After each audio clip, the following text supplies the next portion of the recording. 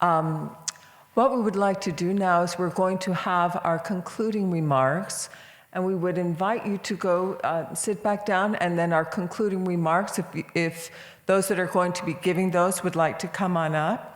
Our keynote speakers will be His Eminence Metropolitan Emmanuel, the Elder Metropolitan of Chalcedon, Professor W. Cole Durham, President of G20 Interfaith Forum Association, Dr. Catherine Marshall, Vice President of G20 Interfaith Forum, and Dana Humaid, President, Interfaith Alliance for Safer Communities. As we conclude, I did want to just say, as we do this little transition, that I wanted to say thank you. I am so grateful for all of you that have made the time to come to this wonderful event, but I also wanted to thank all of those that have done the other jobs for this event, the flowers, the food, the taping, the technology, all of these other things too that have come together. When we talk about the network of networks, it's also the partnership that we have with all of those that make this possible.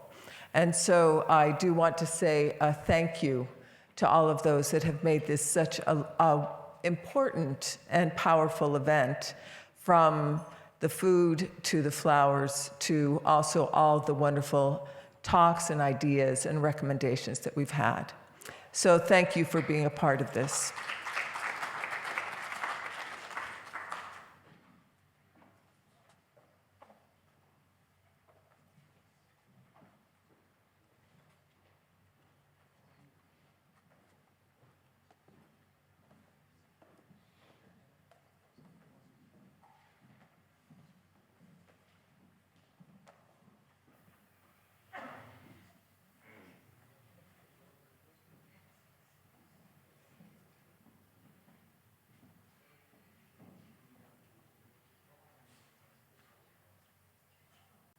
Dear friends, distinguished guests, as we draw the G20 Interfaith meeting to a close, I am very honored to offer some reflections for this time being together with the Interfaith Alliance. And we are very grateful also to the Baha'i community for all they did for this meeting. Our theme, Partnerships in Action Towards One Earth, One Family, One Future, has inspired meaningful discussions and fostered invaluable connections. And over these days, we have explored the crucial role of faith in addressing the crisis of our time and in charting a path towards a more unified and prosperous future. Throughout the course of the meeting, we have participated in numerous panels, discussions, breakout sessions that have provided us with a wealth of insights and ideas to guide our collective efforts. And I would like to highlight a few key takeaways from these sessions, suggest ways in which we can move forward as partners in action. During the opening plenary, we were reminded of the importance of multi-partner approaches in addressing global challenges. Our panel discussion on this topic demonstrated the potential for innovative collaborations between religious actors, policymakers, and other stakeholders to make a meaningful impact on the issues we face. Monday afternoon, we delved into the concept of leaving no one behind with a series of engaging breakout sessions, and we explored the intersection of ethics and technology, the challenges faced by vulnerable communities, and the critical role of women's empowerment in building a more inclusive society. Second set of breakout sessions Monday afternoon addressed the pressing issues of the child dignity and what we are facing with human trafficking. And these conversations emphasize the more imperative to protect the most vulnerable among us and the role religious communities can play in advancing this cause. On Tuesday morning, our plenary session looked beyond the COVID-19 crisis to explore the interconnected challenges of climate change, conflict, and the welfare of children. The panel discussion on the 4 Cs, COVID, climate, conflicts, and children, highlighted the urgency of addressing these issues and the potential for faith communities to serve as catalysts for change. The third set of breakout sessions focused on education, health systems, and social protection and humanitarian reforms. And we discussed the essential role of education in promoting tolerance and understanding, the importance of health systems in ensuring the right to health, and the need for social protection and humanitarian reforms to address the complex challenges faced by communities around the world.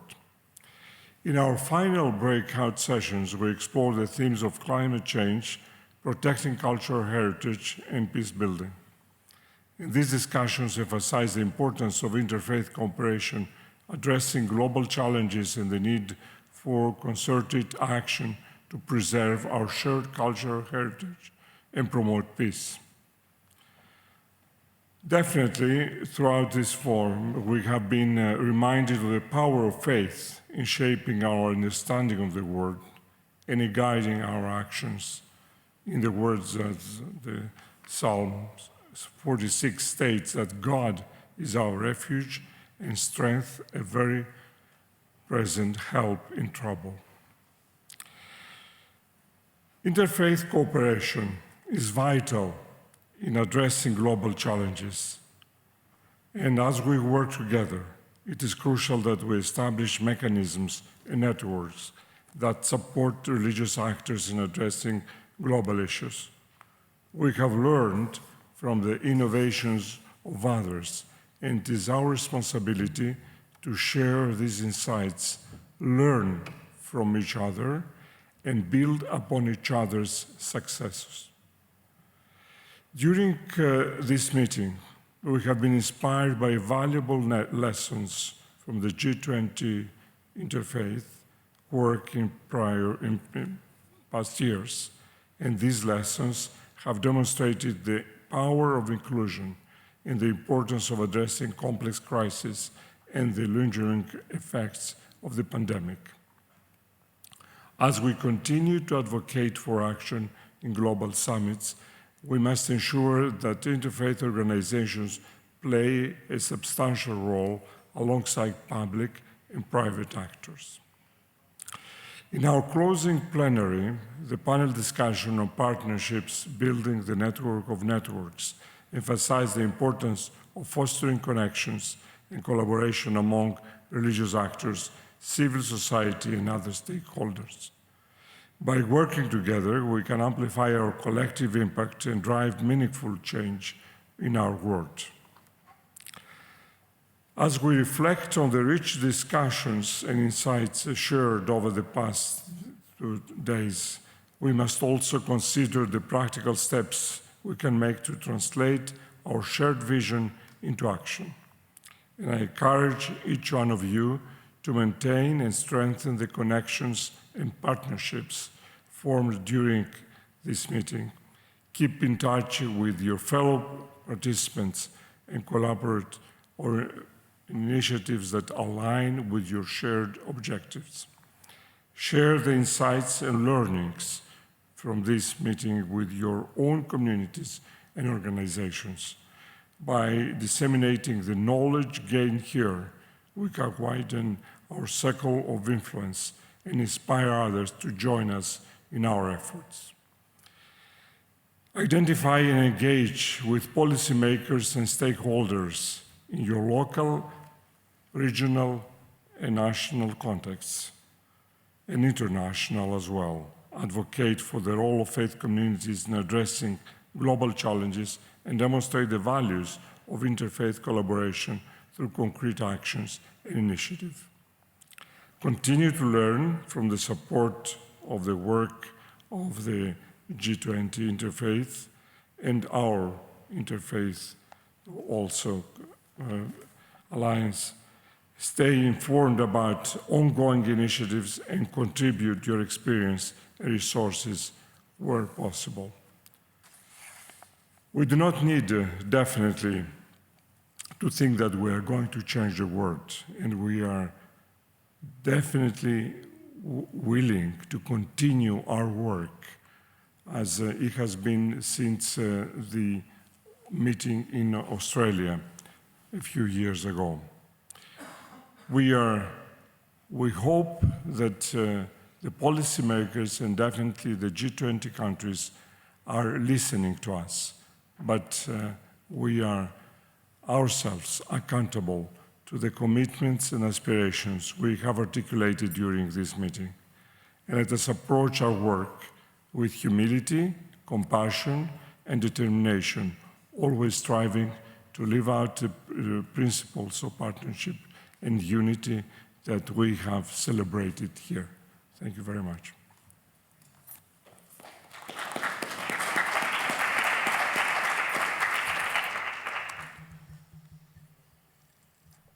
Well, let me begin with some words of thanks, and let me start with thanks to Metropolitan Emmanuel, who has been with us in, I think, virtually all of the sessions of the G20 Interfaith. And he's played a really key role in lining us up with the Interfaith Alliance, for which we're extremely grateful. This has been a very fruitful partnership, and we're extremely grateful for their support and for all they're doing and what they've added to our focus and initiatives. We're thankful for our ability to meet here. I think we're sensitive that this is a special place. There are special challenges in this country that mean that there's some courage in having this meeting here. And I want to thank Bonnie Dougal, who's also been a very long time friend and partner, for suggesting that we have the meeting here. And I think we've all been grateful to be here. I want to give special thanks to Nazneen Rohani, who's been extremely helpful, the Secretary General here. And I won't give full names, but Dr. Ganbari, Niklashi, Carmel, Mrs. Gandhi, Nilufar, and Mona, people who are on the staff here who have done so much to make this possible and meaningful. I'm grateful for our staff coming from Brigham Young University and the G20 Interfaith staff there with Blythe Shoup, Mariana Richardson, who has conducted the sessions for us, Braden Walters, Joanne Wadsworth, Jeff and Janet Nelson, and Hunter Hawkins. I'm thankful for our advisory council. I'm looking at Audrey Kitagawa in the front row, and for Mike Young, who has participated in various parts of this, for Catherine Marshall, of course. Catherine deserves special thanks. She's the vice president of the G20 Interfaith, but is, as all of you have picked up during the course of these days, has played a key role in the emergence of this field of religion development, thinking about religion and sustainable development, thinking about how religion can make meaningful contributions to policy. She is just unflaggingly generous with her time and her energy and talent, and we're immensely grateful to her. We're thankful for Donna, your team, and for, I've spent countless hours with Faraz Hashmi, who I'm not sure if he's not here. So he's not feeling well. He left. Yeah. well, he deserves to feel very well, and all of us who are grateful for travel plans, hotel arrangements, so forth, are grateful to him. Let me just say a few words by way of reflection. It's the 10th year we've been engaged in this G20 interfaith process. We've learned a lot as we've progressed along. We've made new friends. The networks have been expanded and extended. I hope that all of you will indeed. This is not something where we've come with a prefab declaration ready to go at the end. We've been collecting ideas, and we hope that you will feel free to send ideas that we should be thinking about, researching further, solidifying. We've got to really come up with things in the coming weeks. We're grateful to have had this meeting fairly early in the G20 schedule this year so that we have time not only to formulate recommendations and policy briefs and so forth that can be passed on through the host countries' channels, but also we're making a much more aggressive effort to reach out and reach through the G20 channels in other countries. And any help you can give us in that regard will be greatly appreciated. I want to say, in addition to the sort of the formal program and some of its contributions that Metropolitan Emmanuel has summarized and reminded us of, I want to just pay tribute to the offline conversations. One of the tremendous benefits, as you all know, of being in person is that we can bump into each other, we can spend time at dinner and breaks, and some of the most valuable things happen in those times. Certainly, I think, as I think back over this conference, some of the things I will treasure the most are some of those conversations. I think it's fair to say that what we're trying to do exceeds our capacity. As we grow older in age and experience, we are more and more conscious of our finitude, and at the same time we have deeper and deeper understanding of the significance of the things that we're about.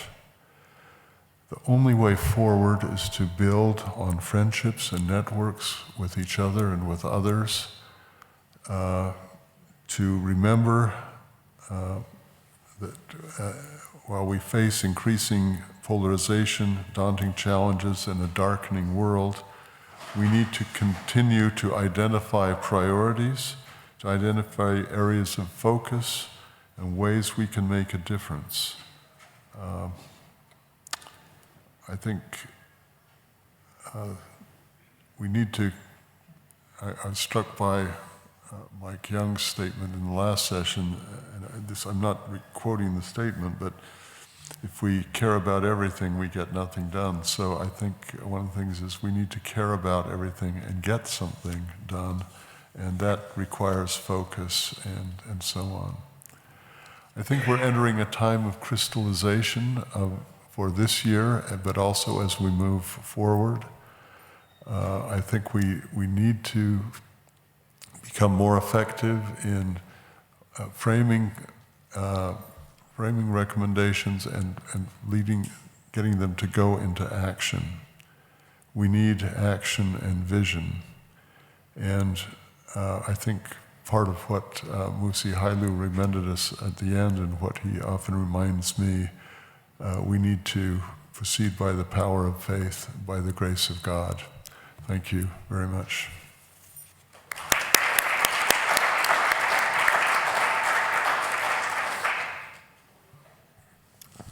Well, I add my warmest thanks to the many who made this meeting happen, and who Cole, I think, has graciously acknowledged, and I add my personal thanks to them. What I wanted to focus on was very quickly what we think will happen next, and then on a very few reflections. So first, as I mentioned this morning, this meeting was not hybrid. In other words, it was not broadcast for a variety of reasons, but each of the sessions has been carefully recorded, and there are notes on every session. And hopefully within a short period of time, those sessions will be available on the IF20 website, and I presume also on the Interfaith and perhaps on the Berkeley Center at Georgetown University's website as well, so that all this material, the rich material, the ideas that have been shared will be available. Secondly, we plan to do as we did last year, to provide a brief note.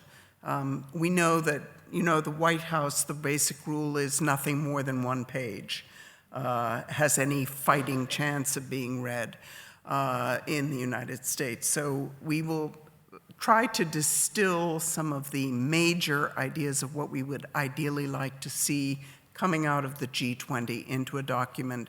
Our deadline that we give ourselves, but that we hear, is July. And clearly the basic theme will be the themes we've talked about here. The theme of never forget the most vulnerable. That the mantra of leave no one behind at the end of the road, those mantras, political statements, need to be at the center of what the G20 is focusing on when they meet in September. So we welcome your ideas, because the one-pager or the two-pager, it might creep into 2 pages, can be accompanied by some more analytic briefs, many of which are in progress in various stages. And I would emphasize, and again, this is a comment from the earlier panel, this is a process. It's not a one-off event. This is part of a continuing dialogue and discussion that moves from place to place, has different participants at different times, but that this process is both urgent, because the problems are urgent, but because the G20 summit will take place in September, but it is also a continuing process over a period of years. And so the 10-year journey that we have been on, we plan to see that continue. And we do need courage, I think. Another C that has been recommended, we had a number of letters that were recommended to us at different times, but the need for courage to take on these issues, to try to navigate somewhere between 60,000 feet, which is where Modi, Macron, and Biden are operating, and what we care about most, which is people in the communities, people who are suffering particularly, but people who are losing hope, who have suffered from COVID, who are in the conflicts, who are part of refugee and forced migrant communities. So finding ways to find specific ideas that speak both to the deep vision of where the world is going and its troubles, and what can actually be fixed on Monday morning by whom and at what cost, are some of the very specific issues that we need to look at. And in that sense, I keep reminding myself as we move into these broad issues of the world that we need to focus on what the G20 was set up to do, and what it is capable of doing, its capacity as well as our own. And this means, for example, that a primary issue before the G20, this is an interesting one, will be debt, and the poor country debt, and there is a precedent, there is a powerful precedent of religious action that changed a technical dialogue into a moral issue. in the year 2000, and many of those elements of that remain. But I think we can add to that the issue of climate finance, which is equally important now. The idea of having sufficient funding in the right mechanisms that will allow the states, the governments across the world, and the other actors to respond to the climate crisis is particularly important. So this G20 agenda, or agendas, is what we're very much focusing on. A few comments that just are my own reflections coming from sitting through the different discussions. We are very conscious that we're looking at inside-outside. By that, I mean that we want to be at the table. We would ideally like to be at the G20 summit, where we could actually take part in the discussions. That's probably not going to happen. But it doesn't mean that we're not part of discussions in countries, that we're not part of the genuine, authentic policy dialogue. Certainly that is our aspiration in the United States, that we engage with the Sherpa, that we engage with the people who are thinking about the preparations for this summit and for other summits, the G7 summit and the UN General Assembly, et cetera.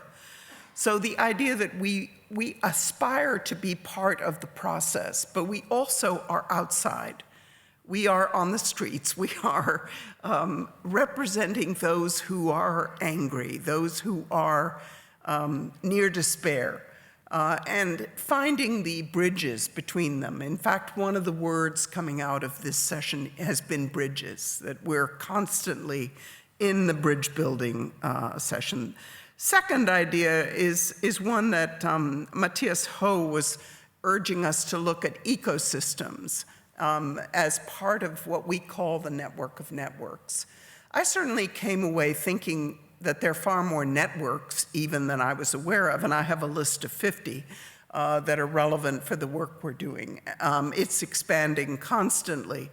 But there are many people working on these issues, and we need to find ways to engage them more directly. And that comes to the partnership principle, that partnership is a much more difficult goal to achieve than it sometimes seems. So the goal of respectful but meaningful partnership, which we've heard urged many times, is a very important one.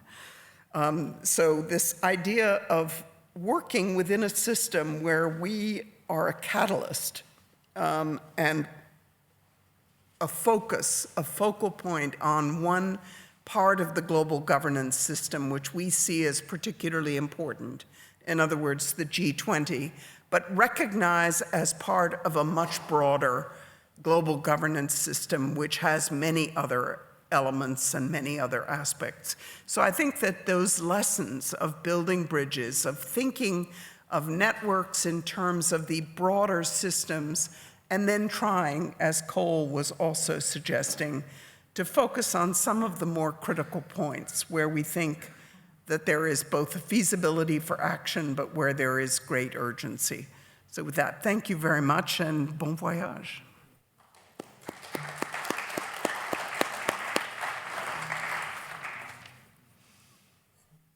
I came up with my general feeling and reflection of the past 2 days is that each and every one of us here is an agent of change. We must use our individual and collective strength to mobilize support for the most vulnerable in our society, and it's our duty. The valuable discussions held here have a greater purpose, and I believe that this purpose is to mobilize real and direct change outside of these walls, and any actions we take from here must be region-specific, strategic, and highly focused. Within these discussions, several themes were emphasized for me. Our interconnectedness with one another. Interfaith dialogue can be and is an unrivaled force for good in the world. Our connections to each other in this room and beyond serves as an example of how truly effective global cooperation can take place. Our network of networks is undoubtedly one of our greatest strengths. Also, considering our discussions around technology, it is the increasing interconnectedness in our world, crises as evidenced by the pandemic or ongoing conflicts, have truly global consequences and required unified and global responses. Technologies like AI present a new frontier for our world, and it's clear that we must work collectively to understand both its risks and rewards. We must also talk to the culture oneness, which many have reflected on and turned that into collective action. The destiny of our planet is the destiny of humanity, and we must speak as a united force, providing a voice for the voiceless, burning the burnt of our changing climate. As Azza Karam said yesterday, put so eloquently, we must call for accountability for us and by us in the name of religion. And the final theme that's the closest to my heart, as His Grace Archbishop Macedo said in the opening remarks, healthy families create healthy societies and ultimately a healthy humanity. The next generation deserves better, and it's up to us to protect them and enable their prosperity. We must never ever forget the most vulnerable. We must invest in our children economically, politically, and socially, and we must ask children what future they want to have. They deserve a seat at the highest table, and there should not be no decision away from them and without them. I want to leave with the words that Vino said yesterday and touched me so much. Whenever you are in doubt, recall the face of the most vulnerable and ask if the steps you contemplate is going to be of any use to them. Will they gain anything by it? Will it restore them to control over their own life and destiny? In other words, will it lead to freedom for the hungry and the spiritually starving millions? Then you will find your doubts and yourself melt away. I hope these words will echo in all our ears as we translate the discussions of the forum into real-world action, bringing hope and happiness to those who need it most.